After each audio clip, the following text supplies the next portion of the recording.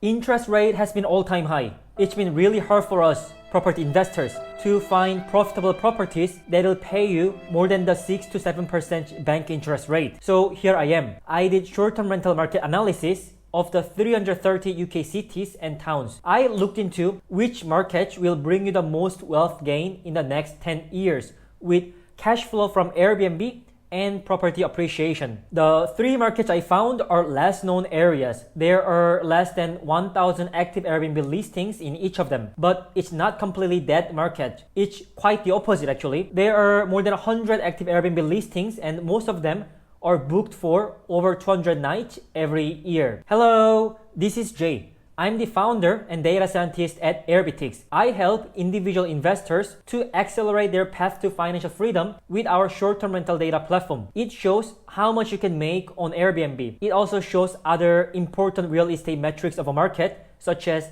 population, income, and property price changes over the past few years. We have the data for every UK cities. Take a visit on airbtics.com if you want to get access to this data for free. The annual return is made up of home value increase and profit from running Airbnbs. So if home value is predicted to increase by 3% and net rental yield is 5%, the annual return is 8%. These give us markets with both high net rental yield and good home value appreciation. The future home value appreciation rate is predicted based on population, income, and property price trends. I used the land registry data for property price history and ONS for population and income changes. Our company has been monitoring all the UK Airbnb listings with our internal software since 2019. So there we have it. Despite my non-British accent, I worked and lived in London for the last 7 years. So I'm familiar with how the property markets work in the UK. The market near London doesn't have good returns. In London, the home value has increased too much, so it's hard to enter the market for many beginner investors. Markets with good yields are mostly in Wales, Scotland, and Midland. The three markets I found are not the names most of you are familiar with. No, it's not Glasgow. No, it's not Liverpool. Without further ado, let's get started. Number 1.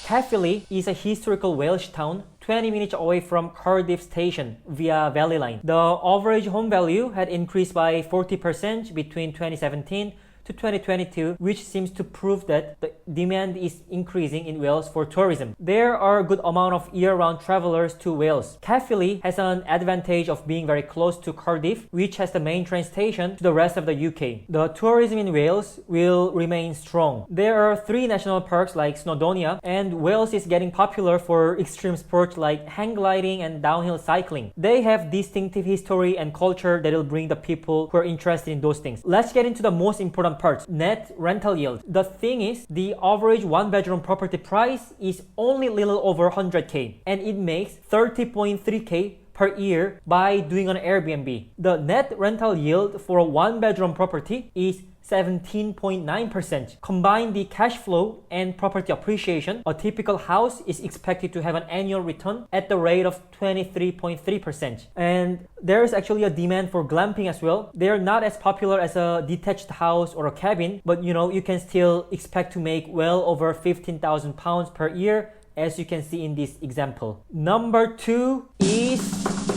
Accrington. It's a hill town 40 minutes north from Manchester. Long ago, it was an Asian forest used by royalty for hunting trips. There aren't any popular tourist attractions, and you probably never heard of this city. That's why it's a hidden gem. It's because property prices are so cheap, but there are steady short-term rental demand. This place is probably overlooked by investors, and that's why you can still find a very cheap property in the town center. I'm talking about 50 to 70k pounds. Average net rental yield from short-term rentals here is 18.3%. Population and income levels are growing a little slower than the UK average, but nothing too far behind. You can say it's at 50 percentile when it comes to population and income changes. For your information, many parts of the UK rural area, population is on declining. So I'm just trying to make a point that this place is not dying anytime soon. The property price has also been increasing pretty well, 30.1% over the 5 years period. From the capital appreciation and cash flow, an average home will yield an annual return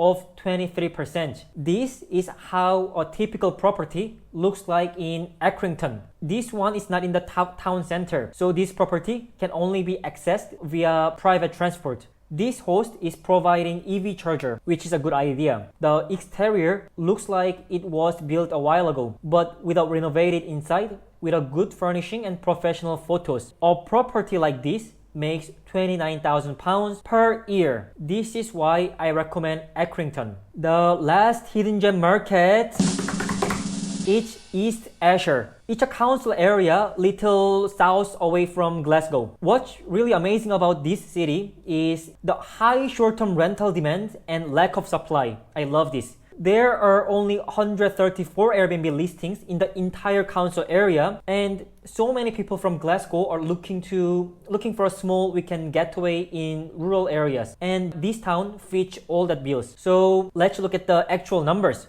The median occupancy rate in this market is 70%. So that means a typical Airbnb listings will be booked for 255 nights a year. I've looked into many markets, and this level of median occupancy rate is very rare. Average one-bedroom flat price is only priced at 68k. Although you need to buy a nicer property to do an Airbnb. Cottages and barns are the popular Airbnb types here. Still, apartment or semi-detached properties get bookings. So for example, this semi-detached property is for sale at 80k. I'll show you a similar Airbnb listing here. Here is the Airbnb listing that makes 33.5k per year when it's fully let out. You don't have to buy a detached house or a cabin to do an Airbnb here. As you can see, a typical Airbnb listing makes £32,000 per year. And this is similar Airbnb average revenue near the downtown area in Oxford and Cambridge, where the house price is 3 times higher, if not more. Do you find this data useful? Then make sure to visit Airbtics.com, because all the data I use in this content comes from Airbtics. From short-term rental data like occupancy rate and yearly revenue, you can also find the data like what was the population growth in the past 5 years, or income changes or property price changes of the 330 UK cities. A lot of the data are for free, so visit Airbtics.com, expand your knowledge so that you can make a better investment decisions. Tell me what you think about these places in the comment section below. Like the video if you watch it this far. It'll help me to make more content like this. Thanks for watching. My name is Jae-seok An of Airbtics. I'll be talking more about short-term rental investing with the data our company has. So subscribe and click the bell for updates.